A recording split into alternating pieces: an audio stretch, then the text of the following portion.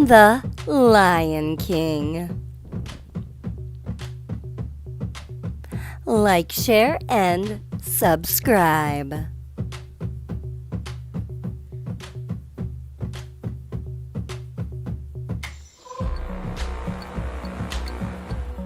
Mufasa was the king of a place called the Pride Lands. His son was named Simba, and one day Simba would be king. But Scar, Mufasa's brother, wanted the kingdom all for himself. When Mufasa was in trouble, Scar let him fall.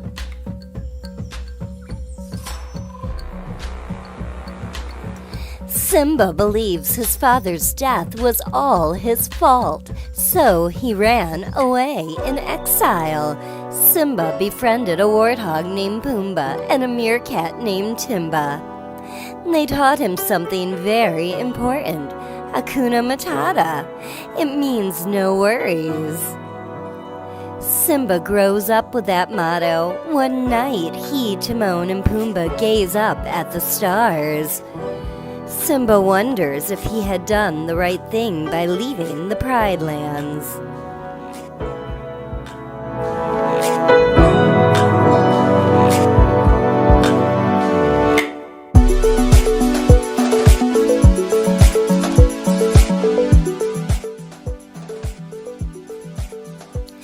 Nala was a lion who had been friends with Simba when they were young. One day she found him. Nala explained that as king, Scar let the hyenas take over the Pride Lands. Simba was ashamed of himself. He told her that he didn't want to be king. Angry that he wouldn't help, Nala left.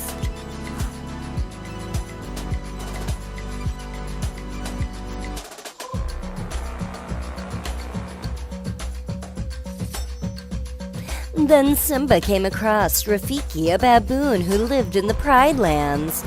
Rafiki took Simba to the lake. There Simba realized something. His father had been with him all along. "You are my son and the one true king," Mufasa reminded Simba. "Remember who you are." Simba decided to go back to the Pride Lands. In the Pride Lands, Simba and Scar fought. Then Scar revealed a secret. He, not Simba, had killed Mufasa. Simba knew what he had to do. He defeated Scar once and for all. With Simba crowned as the rightful king, the Pride Lands returned to normal. Never again would Simba forget who he was.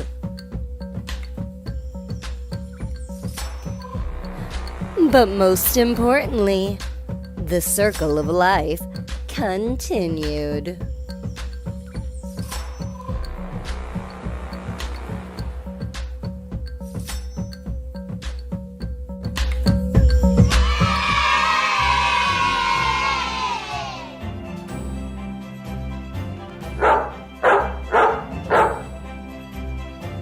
"101 Dalmatians." Like, share, and subscribe.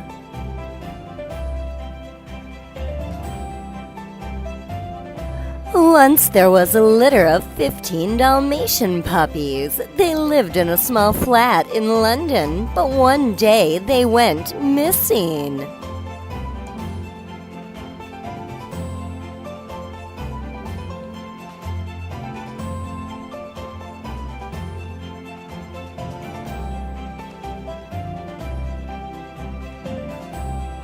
Their parents, Pongo and Perdita, were desperate. They barked for help. 15 spotted puppies stolen. Have you seen them?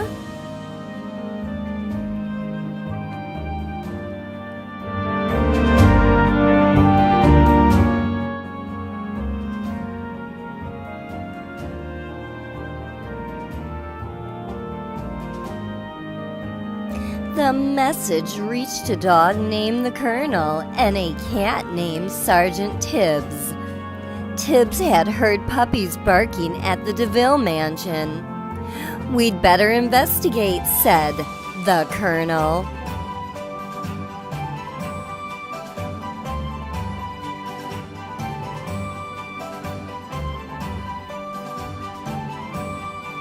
Sure enough, the puppies were at the mansion, but it wasn't just the 15 stolen puppies. There were 99 puppies in all.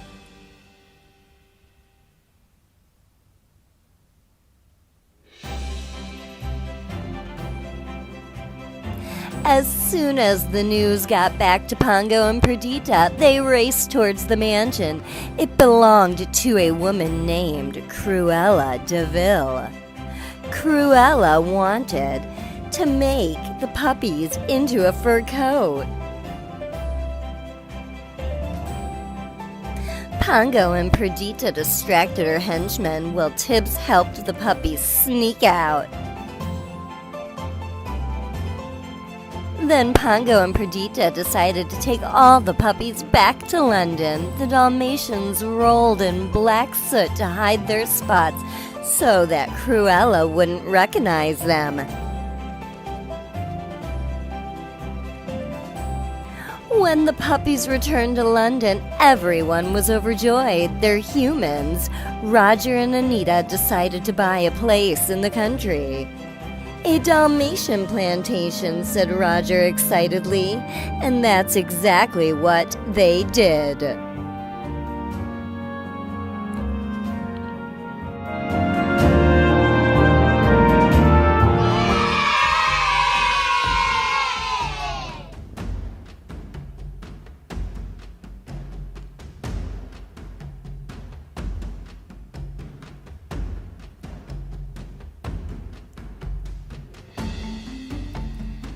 The Jungle Book.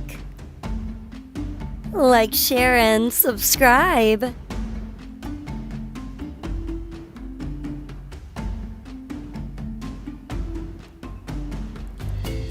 Long ago in India, there was a boy named Mowgli. Mowgli wasn't like other boys. He lived in the jungle, and although Mowgli was very happy, he never felt like he fit in. Mowgli was raised by a pack of wolves. They liked how brave he was, like he was one of the cubs. But one day the pack learned that a mean tiger was coming, and they decided Mowgli had to leave. The tiger's name was Shere Khan. Shere Khan didn't like humans, which meant he didn't like Mowgli.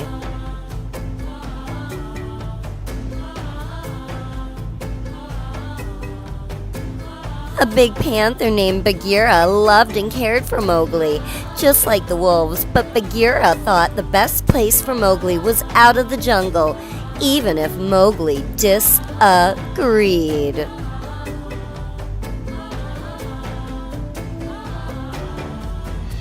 Bagheera wasn't being mean. He wanted what was best for Mowgli. After the panther left, a snake named Kaa wanted to eat Mowgli.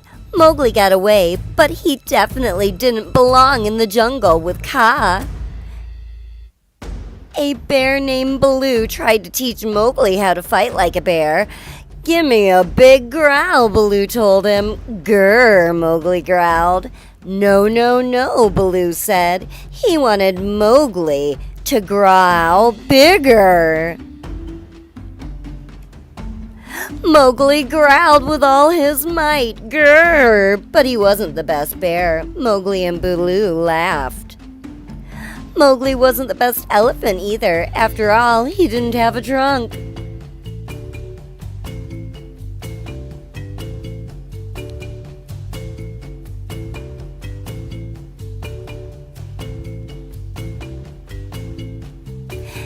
And Mowgli was a terrible monkey. The monkeys liked being mischievous and throwing beard fruit. Mowgli was very lonely until he came across a group of vultures. But then the vultures used their wings to fly away.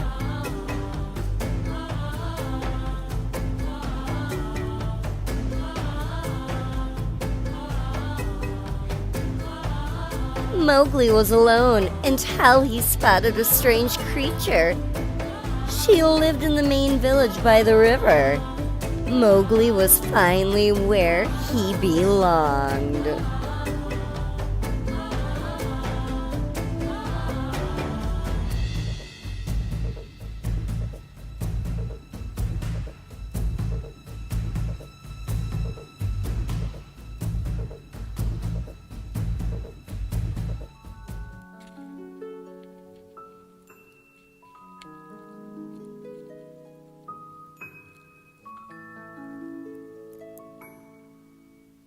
Alice in Wonderland.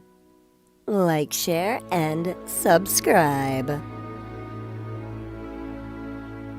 One day, a girl named Alice saw a white rabbit with a watch.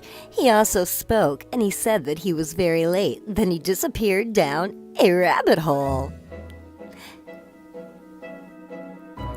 Alice was a curious girl, so she followed him to Wonderland. There, nothing made much sense. For example, Alice drank a potion that made her very small.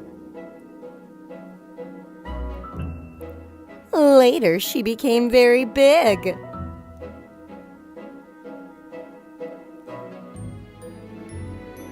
Tweedledee and Tweedledum, two brothers who liked to recite poems, lived in Wonderland.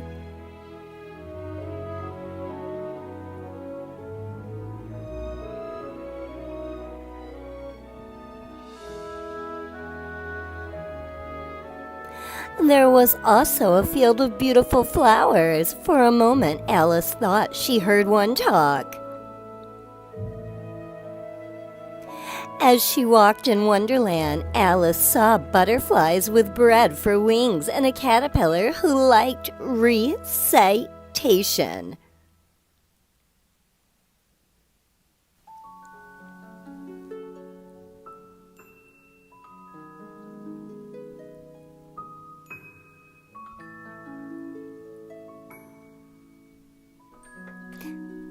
But Alice most wanted to see the White Rabbit. She was curious what he was late for. "If I were looking for a white rabbit," said a Cheshire Cat, "I'd ask the Mad Hatter." Then he disappeared.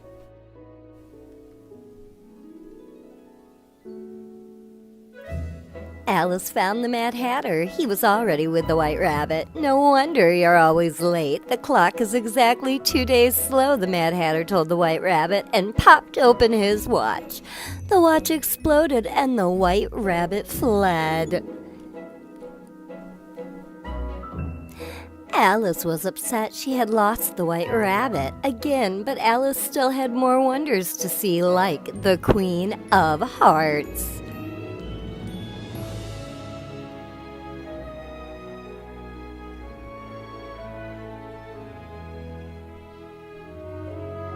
The Queen of Hearts had an army of cards at her beck and call. She also had quite the temper. "Off with her head," the Queen yelled. Speaking of Alice, Alice thought she was doomed. Just then, Alice heard a voice. It was her sister. Alice woke up and realized she was back at home. She decided that no matter how grown up she became, she would always remember the wonders of Wonderland.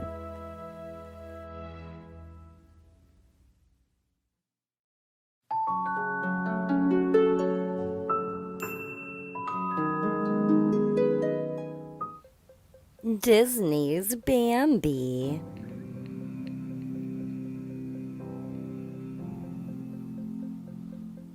Like, share, and subscribe.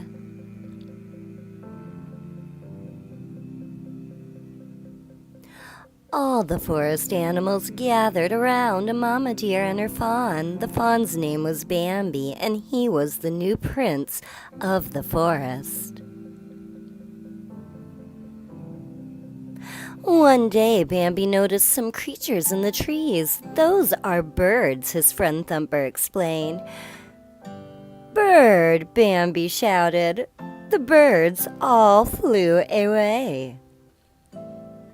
Then Thumper showed Bambi the flowers. "Flower," Bambi said, this time more quietly. "That's not a flower, that's a skunk," Thumper giggled. One morning, Bambi woke up to find that the world had turned white. Bambi and Thumper had a lot of fun ice skating at the pond, but Bambi still had much to learn. In the winter, man came and took Bambi's mother away. His father, the great prince, would protect him now. That was how Bambi learned about hope. He hoped that things would get better. When he was older, Bambi fell in love with a beautiful doe named Feline.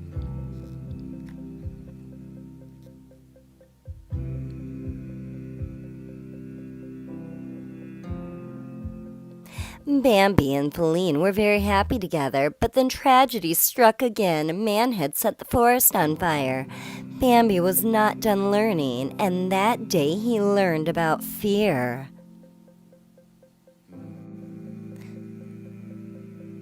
From across the river, the forest animals watched as the fire destroyed their homes, but Bambi remembered one early lesson, and he did not give up hope. When spring came around again, the forest was green. Bambi was now the great prince.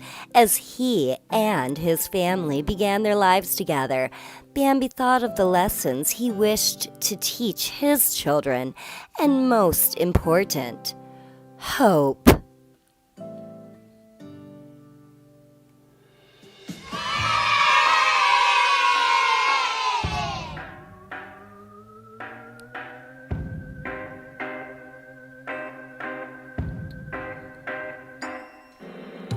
Dumbo.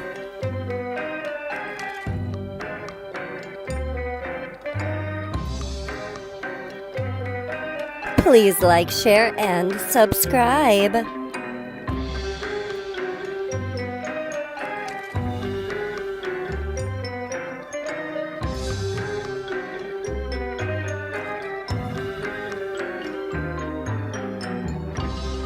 Once there was a baby elephant named Dumbo. Dumbo's mother loved everything about him, but all the circus animals called him that because he had big floppy ears.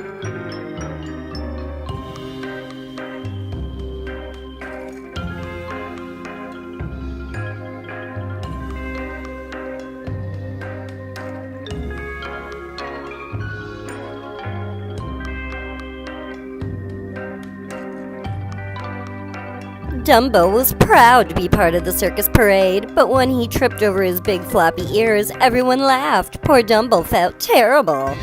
He felt even worse when some boy made fun of him. Dumbo's mother picked up one of the boys to stop him from harming her son, but the ringmaster saw this and, fearing she was violent, took her away. With Dumbo's mother gone, Timothy Q. Mouse felt sorry for the little elephant. "I think your ears are beautiful," Timothy told him. That is how Timothy and Dumbo became best friends. But the other elephants didn't like Dumbo's big floppy ears. Dumbo wasn't allowed to perform with them anymore. It made him sad. Dumbo didn't think he'd ever fit in. He was too different.